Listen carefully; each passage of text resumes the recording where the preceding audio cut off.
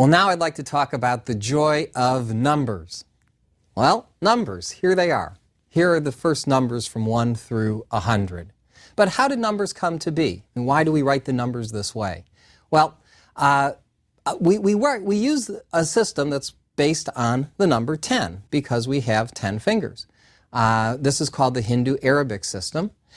In the old days, very old days, they would represent numbers like, say, 3 by putting down 3 stones. And that would represent 3 stones, 3 animals, 3 people.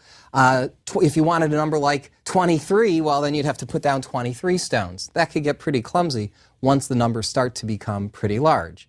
So we use the base 10 system where a number like 23, we could think of those 23 stones as being brought into 2 layers of 10, followed by a layer of 3, right? 10 plus 10 plus 3 is 23. It's easier to see the 23 that way. And using this system, it's easier to go on farther. For instance, a number like 347. Now, if we have 10 rows of 10, well, we call that 100. That's a group of 100. And so 347 would be 3 rows of 100, 4 groups of 10, and 7 individual stones. So that would be 300 plus 47. The number 0 also plays an important role as a placeholder when there's nothing. For instance, a number like 106 would be 1 group of 100 plus 6. There were no 10s to be represented there. So that's how 0 shows up in representing 106 as 106. But why use 10? I mean, undoubtedly it's because we have 10 fingers, but there are other systems that could be used as well. And in some areas of science and mathematics, we do use other systems. I'll talk a little bit about base 8. It's been said that base 8 is a lot like base 10 if you're missing 2 fingers. Okay, so if you think of a number like 12, for instance, instead of counting in groups of 10, we count in groups of 8. And so I've written here the numbers 12 as 1, 4, base 8, and 23 as 2, 7, base 8, and so on. That may look a little cryptic for now. Let me give you a more visual explanation. Okay, here's 12 stones. All right, now normally we would group them as a row of 10 followed by a row of 2. But if you're working in base 8, you group things in rows of 8. So we have 1 row of 8 and 1 row of 4. And so 12, when written in base 8, would be 1, 4. Here, let's do another example. Let's go to 23. See, 23, I've got 23 stones here. I have 2 rows of 8 and 1 row of 7. And so in base 8, you would write that number as 2, 7, base 8. If you were to go to a much larger number, here I have 63 stones. Okay, you could count them, and the way you could count them is you could see I have 7 rows of 8, followed by a single row of 7. And so we write that in base 8 as 7, 7. 7 rows of 8 plus another 7. Now what would happen if you were to add 1 more stone to that? Okay, then you'd have 64. Now would you write that as 8 rows of 8? Well, unfortunately, when you're working in base 8, you only have the digits 0 through 7. So you can't say 8 rows of 8. Instead, you just say, I have 1 large group of 64. So in base 8, this number would be written as 1, 0, 0. It is, I have 1 squared block of 8, that's 64 items, with no extra 8s and no extra units. A number like 347 would have 5 square blocks of 8. And it's 5 times 64, plus 3 times 8, plus 3 times 1. So an enormous number like 347 would be written as 5, 3, 3, base 8. Okay? I'm only going to talk about these number systems for a little bit. We'll be working in base 10 most of the time, but I'd like you to get used to the idea of other number systems. The binary number system, base 2, is used constantly in computers. Computers, they don't have 10 fingers. All they can tell is whether a gate is open or closed, or whether there's high voltage or low voltage going through the system. Here, a number like 12, here we work in powers of 2. So for instance, a number like 12, we would say, well, that's 8 plus 4 plus 0 plus 0. Just writing it in terms of powers of 2. We have an 8 and a 4, a 0 and a 0. So it would be written as 1100 base 2.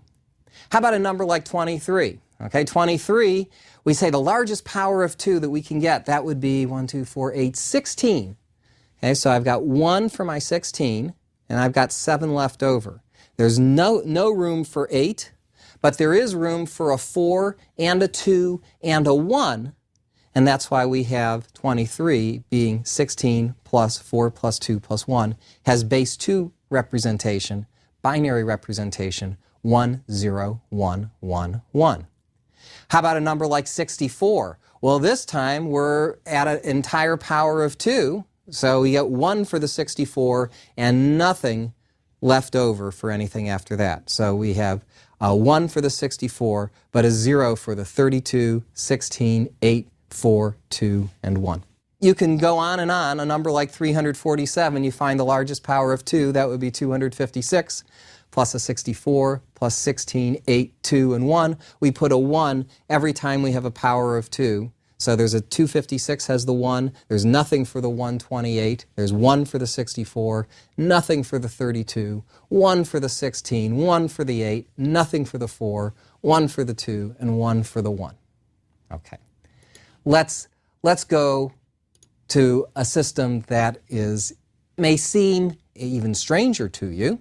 This is called the hexadecimal system. This is actually used frequently in electrical engineering. A lot of computer chips use the hexadecimal system. And now instead of having 10 digits, 0 through 9, or 2 digits, 0 and 1 in binary, in hexadecimal we have 16 digits. These are the digits 0 through 9, along with digits A, B, C, D, E, and F that represent the numbers 10, 11, 12, 13, 14, and 15. So whereas in base 10, if you saw the number 42, you would think of that as 4 tens and a 2. But in hexadecimal, when you see the number 42, that means not 4 tens and a 2, but rather 4 16s and a 2. So that would be 4 times 16 plus 2 is 66. Okay? Let's take one of those stranger numbers, like 2b4. Well, the 2 is representing 2 16 squareds, and the B is representing an 11, so I've got 11 groups of 16, plus a 4. So when you add all those numbers together, you get the number 692 written in base 10. Here's a number that looks like a word. Right here I've written the word fade. All right, so I'm taking F times 16 cubed, plus A times 16 squared, plus D times 16, plus E, which when written in terms of your base 10 numbers, it's 15 times 16 cubed, plus 10 times 16 squared, plus 13 times 16, plus 14 is 64,222. All right, here's a trick question. What would 190 in hexadecimal be? Okay, it's actually what we call a self-answering question. Because if you take the number 190 and you write it as 11 times 16 plus 14, I have B times 16 plus E. The answer is B, the last word of the sentence. We call that a self-answering question. Okay, if you're tired of base 2, 8, and 16, I promise for the rest of this course we're just going to deal with base 10. But before I do, I want to talk about one other concept that we take for granted now, but took thousands and thousands of years before people got this straight. And that's the idea of a negative number. I mean, we take negative numbers for granted now, but can you imagine trying to convince somebody that there were numbers that were less than 0? I mean, how can something be less than nothing? Those numbers seemed impossible. But now, by thinking of numbers as lying on a number line, and thinking of positive numbers as being to the right of 0, and negative numbers as being to the left of 0, then they don't appear to be as mysterious. You have things on the right, you have things on the left. We can think of negative numbers as representing a debt to be paid. If I owe you $3 today and I owe you $4 on another day, then altogether I still owe you $7. That makes a lot of sense today, but that's a concept that took a long time to develop. Okay, well, this is called the joy of numbers. Let's really have some fun with them. Why do I love numbers so much? Here, once again, are the numbers 1 through 100. And I'll take you back to a classroom of a great mathematician named Carl Friedrich Gauss, who, as the story goes, when he was, 9 or 10 years old, a teacher one day asked the class to add up the numbers 1 through 100. Probably the teacher wanted to take a coffee break and keep the kids occupied for a while. And Gauss, being the genius that he was, immediately answered, "Why, that's 5,050. And the teacher was astonished, and lo and behold, Gauss was correct. And let me explain to you how he figured that out and how we can figure out problems like that ourselves. So what Gauss noticed was when adding the numbers 1 through 100, he took those numbers and folded them in half. So think of the numbers 1 through 50 and then fold them over and look at the numbers 51 through 100. Okay? And if you add those numbers in pairs, adding 1 plus 100, you get 101. Add 2 plus 99, you get 101. 3 plus 98, you get 101. Going all the way out to 50 plus 51, you get 101. How many 101s have I added here? 50 of them. So you have 50 times 101 as the answer, and that's how you get 5,050. Isn't that brilliant? Isn't that cute? We call numbers like 5,050, by the way, triangular numbers, right? These are numbers that can be represented in a triangle. For instance, 1 plus 2 is 3, so we call 3 a triangular number. 1 plus 2 plus 3 is 6. If you look at the row of dots, we have 1 dot, 2 dots, 3 dots. That gives you 6. 1, 2, 3, 4 is 10. Okay? Using these pictures for triangular numbers, we can come up with another formula for the sum of the first n numbers. That is, we can come up with a formula for the nth triangular number. For example, imagine I put 2 of those triangles together of the same shape. Okay, so imagine I took 1 plus 2 plus 3 plus 4 dots in the form of a triangle, and took another row of 1 plus 2 plus 3 plus 4 dots as a triangle, but I inverted the triangle. So I put those 2 triangles together to create a rectangle. Do you see the rectangle? How many dots are in the rectangle? Well, our rectangle is 4 by 5. Right? I have 4 rows of 5. And so that says that if I took 1 plus 2 plus 3 plus 4, and I did it twice, I would have 20 dots. And therefore, if I cut that number in half, I'll have 10 dots for the amount that was in a single triangle. Let's see if you can visualize this argument for n dots.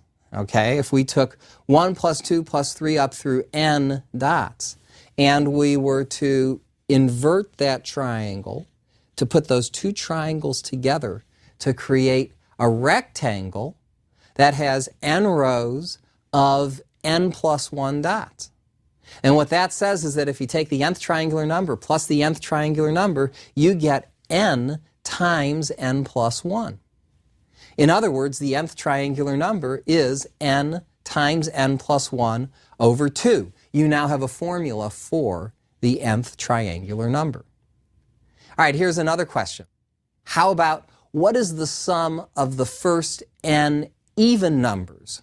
2 plus 4 plus 6, all the way up to the number 2n. Okay? Now I'm going to use the mathematician's trick of reducing this to a problem that we already know how to solve. I can factor out a 2 from each of those terms, and then I would have 2 times the quantity 1 plus 2 plus 3 up through n. But we know the sum of 1 plus 2 plus 3 up through n. That's n times n plus 1 over 2. So my 2's cancel, and we have the answer n times n plus 1. So now we know the sum of the first n even numbers is n times n plus 1. All right, how about the sum of the first n odd numbers? How about that? Okay, now this one I think is really pretty. Okay, if we look at the first odd number is 1. Then 1 plus 3 is 4. 1 plus 3 plus 5, the first 3 odd numbers add up to 9. The first 4 odd numbers add up to 16. The first 5 odd numbers add up to 25.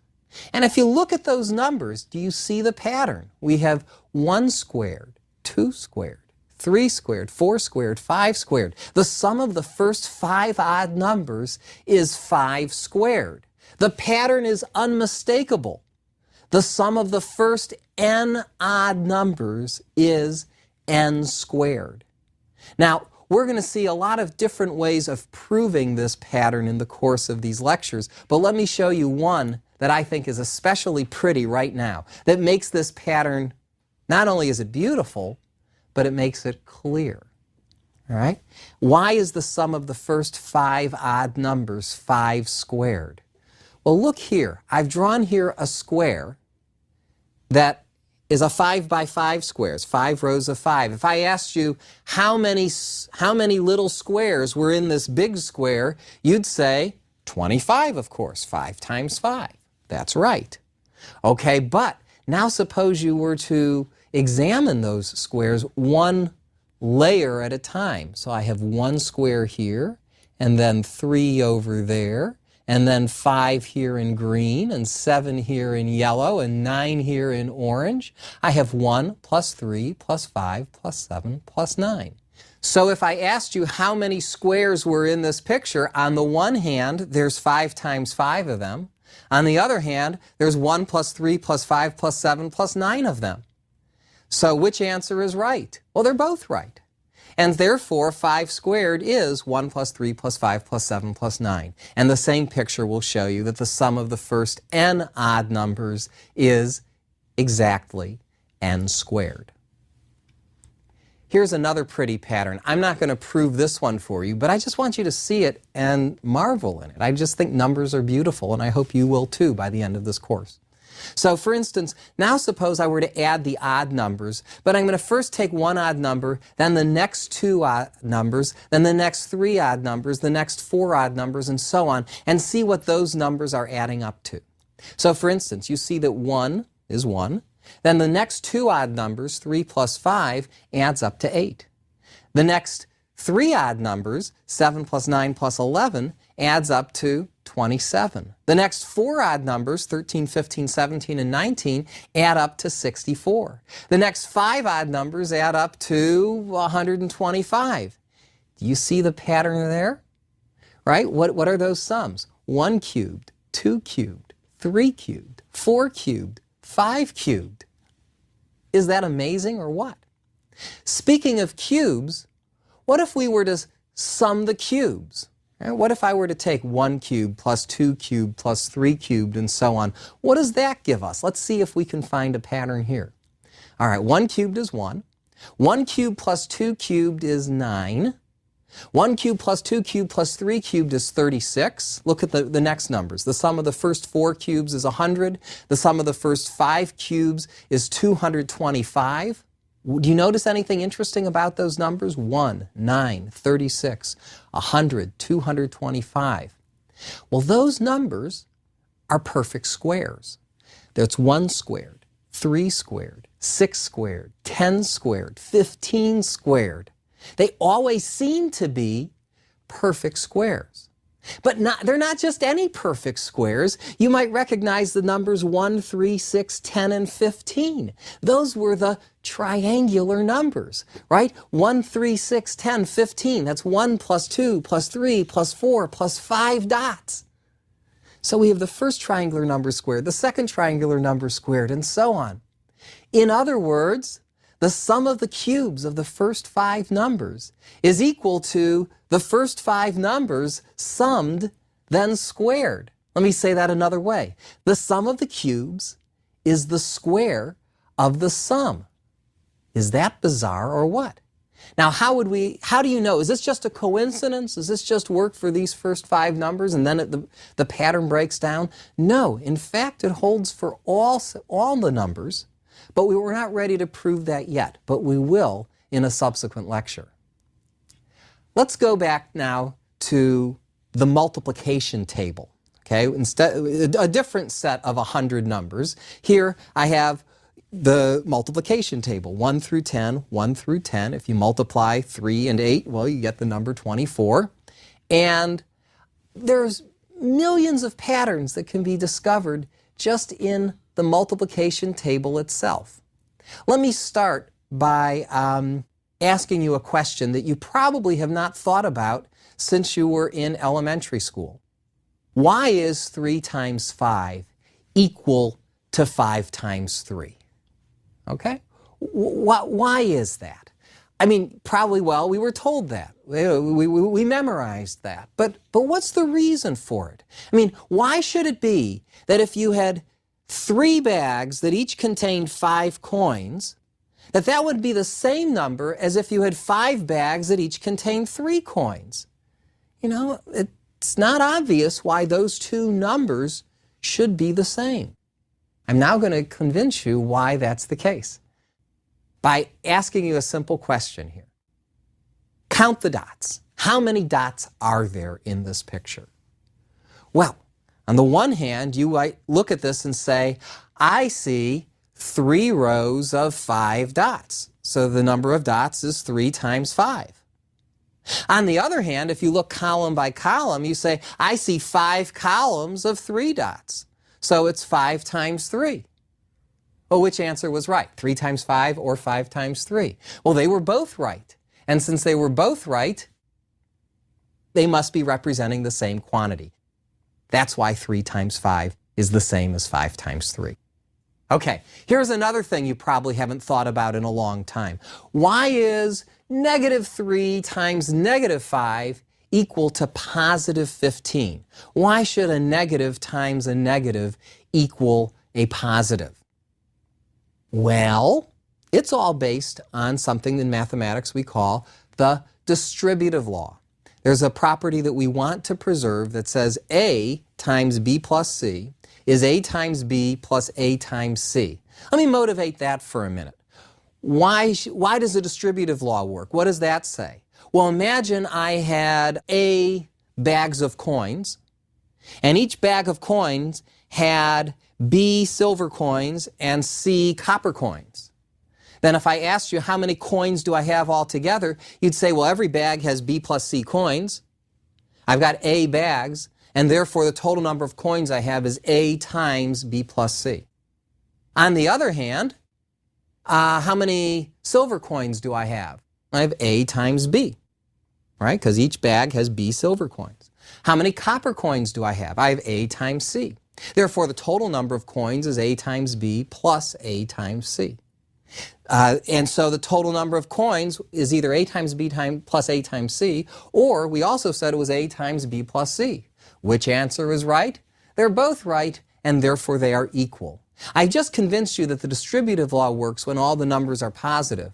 I also want the distributive law to work when the numbers are negative. Let's start with an obvious statement. -3 times 0 is 0. You won't argue with me on that point, right? -3 times 0 is 0.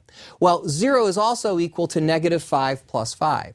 So I'm going to replace 0 with -5 plus 5. Now, if I want the distributive law to work for negative numbers, then it better be the case that -3 times -5 plus -3 times 5 is 0. I'm just applying the distributive law to get from this line to that line. But we know -3 times 5 is -15. And so what we have is that -3 times -5 minus 15 is 0. Well, there's only one number which, when you subtract 15 from, gives you 0, and that number is 15. That's why negative 3 times negative 5 is positive 15. My last question to see if we have any future Gausses out there is this one. Can you add up all the numbers in a 10 by 10 multiplication table? Okay, so here's the multiplication table, and I want to know the sum of all 100 numbers inside of that multiplication table. Now, before I do that, I'm going to teach you one more skill that we'll prove later, but I want you to learn how to do it now. I'm going to teach you how to square any number that ends in 5, okay? Like 35 squared, okay? 35 times 35 is 1,225, and I'm going to show you why. You only have to remember two things. First of all, if you square a number that ends in 5, the answer will always end in 25, okay? Trust me on that. How does it begin? It begins by taking the first digit, which is 3, multiplying that by the next higher digit, which is 4. 3 times 4 is 12, and that's your answer, 1225, 1,225. Here, you try an example. Suppose you wanted to square the number 65, okay? How does it end? It always ends with 25. How does it begin? It begins by taking 6 times 7. 6 times 7 is 42, and so that's your answer, 4225, 4,225. Now, what does that have to do with the multiplication table? Okay, so now the question is, what's the sum of all the numbers in the multiplication table? Well, let's look at the first row of the multiplication table. Okay, 1 through 10, we know, well, Gauss would tell us that that would equal 55. You have 5 pairs of 11, or the triangular number formula, 10 times 11 over 2, or just add them up yourself. The numbers 1 through 10 add up to 55. Well, then what would the second row of the multiplication table add to? Well, it's 2, 4, 6, 8, 10, and so on. That's just going to be twice the sum of the numbers 1, 2, 3, up through 10. So that row is going to add up to 2 times 55. And the third row is going to add up to 3 times 55, right? Because it's 3 times 1 plus 2 plus 3 plus 4 and so on. And the fourth row would be 4 times 55, going all the way down to the 10th row, which would add up to 10 times 55. Okay? So if we were to add up all the numbers in the multiplication table, we would have 1 times 55 plus 2 times 55 plus 3, 4, 5, 6, 7, 8, 9, 10, 10 times 55. And by the distributive law, that's just 1 plus 2 plus 3 plus 4 plus 5 all the way up to 10 times 55. But wait a second. We know the sum of the numbers 1 through 10. That's 55. So if you were to sum all the numbers in the multiplication table, you would get 55 times 55. And now we go back to the trick that I just taught you. What's 55 times 55? Well, it ends with a 25. It begins with 5 times 6, which is 30, and therefore 55 squared is 3,025. And if we have any young Gausses in the audience who figure that out, let me know. Thank you very much.